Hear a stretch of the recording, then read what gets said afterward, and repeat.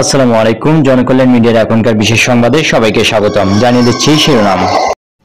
আসছে বাজেটে শিক্ষকদের বেতন ভাতা বৃদ্ধি করা হবে বলে জানিয়েছেন পরিকল্পনা উপদেষ্টা ডক্টর ওয়াহিদুদ্দিন মাহমুদ। শুনছিলেন শিরোনাম, এবার বিস্তারিত।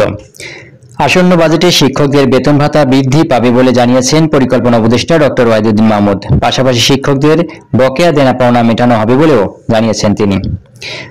রোববার 18 মে শেরেবাংলা নগরের জাতীয় অর্থনৈতিক পরিষদ এনইসি সভা শেষে ব্রিফিংয়ে এসব কথা বলেন তিনি।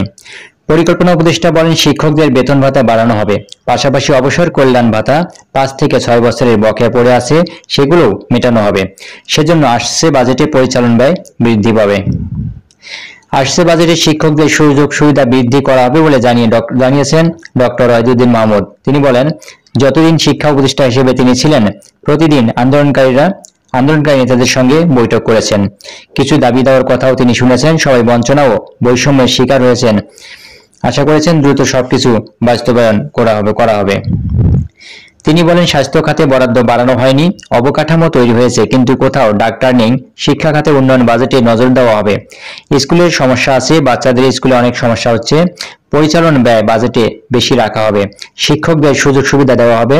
এবারের বাজেট শৃঙ্খলা ফেরানোর বাজেট, দায়িত্ব জ্ঞানহীন বাজেট নয়, এটা জনগণের কল্যাণের বাজেট হবে। শিক্ষকদের বেতন ভাতা বৃদ্ধি সংক্রান্ত এই ছিল এখনকার বিশেষ আপডেট। পরবর্তী সময়ের আপডেট জানতে চ্যানেলটি সাবস্ক্রাইব করুন। ভিডিওটি ভালো লাগলে একটি লাইক দিন। এতক্ষণ সঙ্গে থাকার জন্য সবাইকে অসংখ্য ধন্যবাদ।